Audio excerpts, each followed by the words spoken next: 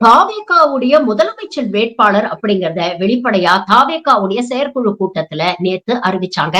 இதை தொடர்ந்து ஆதவர்ஜுனா முன்னால பேசின ஒரு காணொளி இன்னைக்கு சமூக வலைதளங்கள்ல வைரல் ஆயிட்டு இருக்கு. அதாவது ஒரு தலித் முதலமைச்சர் ஆகணும்னு சொன்னா அதற்கு முதல் ஆளா முன்ன வந்து நிக்கிறது தளபதி விஜய் தான் அப்படின்னு அவர் பேசியிருந்தாரு.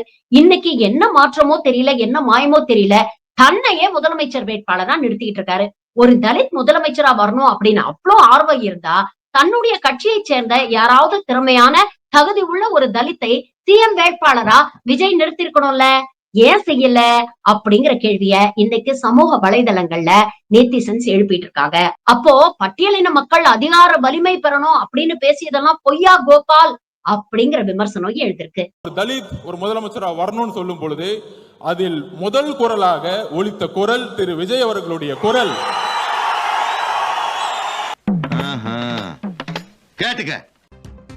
முதல்வர் வேட்பாளராக விஜயை முன்மொழிந்து தாவைக்கவின் செயற்குழு கூட்டத்தில் தீர்மானம் நிறைவேற்றப்பட்டிருக்கிறது.